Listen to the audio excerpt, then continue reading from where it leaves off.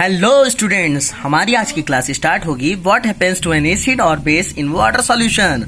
क्या होगा अगर वाटर सॉल्यूशन में एसिड और बेस को मिलाया जाए। ठीक है, देखिए मेरे साथ बने रहिए, सबको फाइनली समझ में आ जाएगा, ये चैप्टर कंप्लीट भी हो जाएगा आज। हाँ तो देखिए HCl क्या है। जी हाँ, एसिड है। वाटर के साथ मिक्स किए, क्या दिया, H3O plus charge plus Cl minus. जी हाँ, ये H3O प्लस चार्ज अगर ब्रेक करोगे ना तो H प्लस और H2O में ब्रेक होगा कि नहीं होगा। इसका मतलब एसिड में H प्लस आयन रिलीज होता है। अगर एसिड वाटर सॉल्यूशन में, अगर किसी एसिड को वाटर सॉल्यूशन में क्या करते हो, ऐड करते हो, तो वो एसिड वाटर सॉल्यूशन में H प्लस आयन देने लगेगा।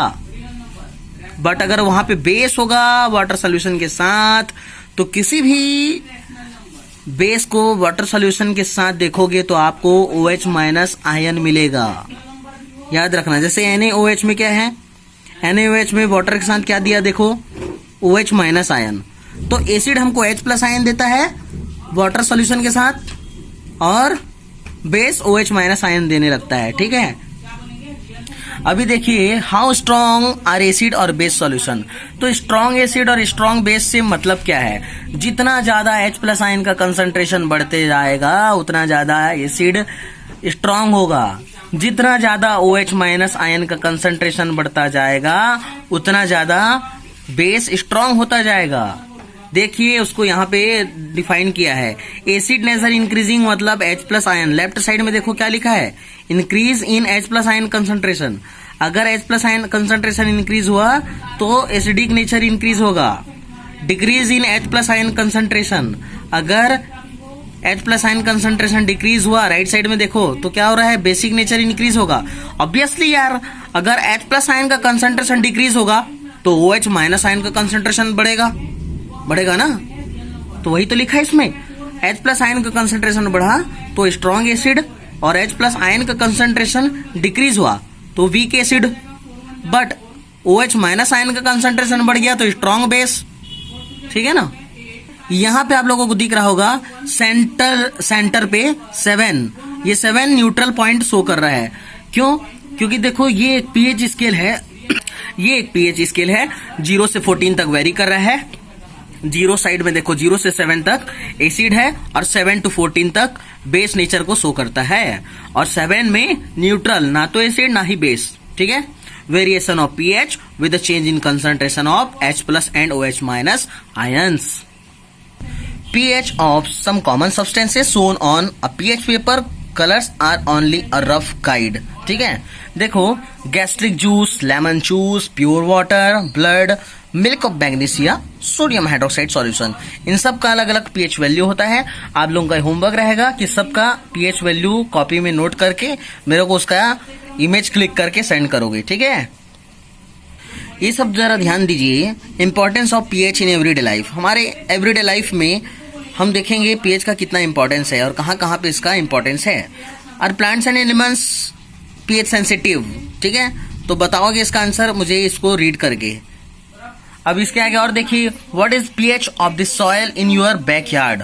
ठीक है, pH in our digestive system. pH, हमारे डाइजेस्टिव सिस्टम में pH का क्या रोल है। pH change as the cause of tooth decay. हमारा दांत जो है वो सड़ जाता है, उसके पीछे क्या रीजन है, pH का। ठीक है, pH का वहां पे क्या इंपॉर्टेंस है दांत के सड़ने पे। ठीक है, self defence by animals and plants through chemical warfare. Chemical warfare में भी यूज होता है, तो वहां पे क्या इंपॉर्टेंस है इसका, ये भी आप रीड करोगे और मुझे बताओगे। ये जो आपको टेबल 2.3 दिख रहा है, बहुत इंपॉर्टेंट, बहुत इंपॉर्टेंट है। सम नेचुरली ऑकरिंग एसिड्स। विनेगर में कौन सी एसिड होती है, एसिटिक एसिड। ऑरेंज में साइट्रिक एसिड। ठीक है, टेमेरिन में टार्ट्रिक एसिड, टोमेटो में ऑक्जेलिक एसिड, सॉर मिल्क जैसे कर्ड हो गया उसमें लैक्टिक एसिड, लेमन में सिट्रिक एसिड, आंट स्टिंग में मिथेनोइक एसिड। ठीक है, नेटल स्टिंग में मिथेनोइक एसिड। तो ये सब याद रखना। ठीक है, और अच्छे से नोट्स बना लेना इन सब का, और बार बार उसको रिवाइज करना। तो अभी इसके बाद देखिए कॉमन सॉल्ट के बारे में पढ़ेंगे, रॉ मटेरियल फॉर केमिकल्स। सबसे पहले देखेंगे सोडियम हाइड्रोक्साइड। सोडियम हाइड्रोक्साइड देखो उसका फॉर्मेशन कैसे किया गया है। जी हाँ, सोडियम क्लोराइड एक्वस सॉल्यूशन को अगर वाटर के लिक्विड फॉर्म में रिएक्ट करवाओगे, रिएक्शन होगा, after reaction it will give you sodium hydroxide and chlorine gas and hydrogen gas releases. तो सोडियम हाइड्रोक्साइड का यहाँ एक्वस सॉल्यूशन मिला कि नहीं मिला? जी हाँ, मिला। तो इसी रिएक्शन को बस याद रखना है आपको, ठीक है। यहाँ पे ध्यान से देख लीजिए इस रिएक्शन को। ब्लीचिंग पाउडर जो है कैल्शियम ऑक्सीक्लोराइड को कहा जाता है। देखिए जब भी कैल्शियम हाइड्रोक्साइड का CaOH whole twice plus Cl2, जब भी कैल्शियम हाइड्रोक्साइड का क्लोरीन के साथ रिएक्शन होगा तो प्रोडक्ट में वाटर के साथ में जो प्रोडक्ट मिलेगा वो होगा कैल्शियम ऑक्सीक्लोराइड, और वही कैल्शियम ऑक्सीक्लोराइड जो है उसको कहा जाता है ब्लीचिंग पाउडर। ब्लीचिंग पाउडर का यूज देख लो, for bleaching cotton and linen in the textile industry, as an oxidising agent in many chemical industries, to make drinking water free from germs. अबे चीटी देखो कहां से आ गया। तो चीटी में पता है कौन सा एसिड होता है? जी हाँ, फॉर्मिक एसिड होता है, फॉर्मिक एसिड। अभी देखिए बेकिंग सोडा। बेकिंग सोडा भी एक सॉल्ट है, common salt. The baking soda is commonly used in the kitchen for making tasty crispy pakoras, वाह वाह वाह, etcetera. Sometime it is added for faster cooking. ठीक है, अगर जल्दी खाना बनाना है, 500 लोग का खाना बनाना है, बारात आ गया, जल्दी खाना बनाना है, डाल दो बेकिंग सोडा चावल में, और क्या खाना, मतलब आपका चावल जल्दी पकने लगेगा। तो यही तो होता है। तो बेकिंग सोडा होता क्या है? सोडियम हाइड्रोजन कार्बोनेट को कहा जाता है। देखो ये कैसे इसका फॉर्मेशन होगा। सोडियम क्लोराइड के साथ water, carbon dioxide and ammonia का रिएक्शन करवाओगे तो मिलता है अमोनियम क्लोराइड और साथ में सोडियम हाइड्रोजन कार्बोनेट, और यही सोडियम हाइड्रोजन कार्बोनेट जो होता है बेकिंग सोडा कहलाता है। ठीक है, सोडियम हाइड्रोजन कार्बोनेट को हीट के प्रेजेंस में, सोडियम हाइड्रोजन कार्बोनेट हीट के प्रेजेंस में सोडियम कार्बोनेट देगा। सोडियम कार्बोनेट जो देगा ना, यही सोडियम हाइड्रोजन कार्बोनेट। तो कि ये रिएक्शन आप लोगों को दिख रहा है। फाइनली देखिए हीट के रिएक्शन में सोडियम हाइड्रोजन कार्बोनेट क्या देगा? Sodium carbonate. अभी देखिए फिर से यूजेस ऑफ बेकिंग सोडा को देख लीजिए एक बार। यूजेस ऑफ बेकिंग सोडा, अभी ब्लीचिंग पाउडर का यूज देखे थे, अभी बेकिंग सोडा का यूज देखो। सोडियम हाइड्रोजन कार्बोनेट का क्या यूज है तो देख सकते हैं, for making baking powder. Sodium hydrogen carbonate also an ingredient in antacids, being alkaline it न्यूट्रलाइजेज excess acid in the stomach and provides relief. It is also use in soda acid fire extinguisher. देखिए जो Na2CO3 है ना, वो अगर decahydrate हो जाएगा तो हमको क्या देगा? Washing soda. जी हाँ, जैसे सोडियम कार्बोनेट का अगर वाटर के मॉलिक्यूल के साथ रिएक्शन होता है तो हमको Na2CO3.10H2O मिलता है, और यही Na2CO3.10H2O जो है वॉशिंग सोडा है। अभी अगर आप लोगों को कंफ्यूज हो रहे होंगे जैसे Na2CO3 सर कहां से आया, तो Na2CO3 को सबसे पहले देखो कैसे निकालते हैं। यहाँ पे बताया ना मैंने, ये वाला देखो 2NaHCO3।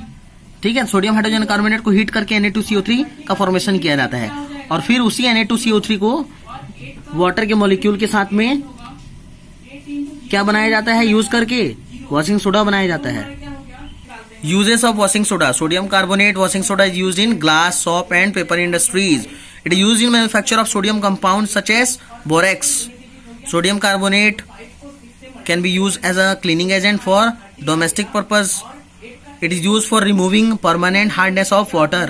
अभी जिस तरीके से आप लोगों ने washing soda, baking soda, bleaching powder पढ़ा, उस तरीके से एक और सॉल्ट, मतलब एक और सॉल्ट बोलना चाहिए, जैसे जिप्सम हो गया, उसका फॉर्मेशन देखेंगे। तो प्लास्टर ऑफ पेरिस से ही जिप्सम का फॉर्मेशन होता है। तो पहले प्लास्टर ऑफ पेरिस भी क्या होता है समझ लेते हैं। दोनों फॉर्मूला आपको सेम लगेगा, बट सेम है नहीं। प्लास्टर ऑफ पेरिस जो होता है CaSO4.12H2O को कहा जाता है, और जिप्सम जो होता है CaSO4.2H2O को कहा जाता है। तो कहाँ हाफ H2O? कैल्शियम सल्फेट के साथ में, और कहाँ 2H2O? कैल्शियम सल्फेट के साथ में। कैल्शियम सल्फेट के साथ में 2H2O होगा तो वो जिप्सम है, और कैल्शियम सल्फेट के साथ में हाफ H2O होगा तो वो प्लास्टर ऑफ पेरिस है। प्लास्टर ऑफ पेरिस को कहाँ यूज करते हैं? खिलौने वगैरह, टॉयज वगैरह देखे हो ना, अवसर आता है। अच्छा, किसी का हाथ पैर टूट जाता है, जो डॉक्टर लगाता है, वही तो प्लास्टर ऑफ पेरिस है। ठीक है, तो जिप्सम। अब जिप्सम की बात अगर करोगे तो जिप्सम कहाँ से आया? देखो प्लास्टर ऑफ पेरिस में क्या किए, 1.5 H2O मॉलिक्यूल्स का रिएक्शन करवाने से बनता है जिप्सम। Gypsum CaSO4.2H2O। यही जिप्सम जो होता है ना, सीमेंट में मिलाया जाता है सीमेंट को हार्ड बनाने के लिए। सीमेंट क्या है, कुछ टाइम के बाद हार्ड हो जाता है। कहीं भी हम लोग प्लास्टर वगैरह करते हैं, देखना, तो सीमेंट क्या होता है, हार्ड हो जाता है कुछ टाइम के बाद। तो सीमेंट हार्ड क्यों होता है? क्योंकि सीमेंट में जिप्सम मिलाया जाता है। ठीक है। सो फाइनली आप लोगों का चैप्टर कंप्लीट हुआ। व्हाट यू हैव लर्नड इसको अच्छे से पढ़ लेना। एक्सरसाइज के पीडीएफ मैंने आपको सेंड किया है, उसमें से आप उसको देखकर नोट्स रेडी कर लेना और बार बार रिवीजन करो, रिपीट करो। समझ नहीं आता है तो मुझे जो मेरा कॉन्टेक्ट नंबर जानते हो मुझे कॉल भी कर सकते हो, ठीक है। So keep watching my channel and share and subscribe. Thank you students.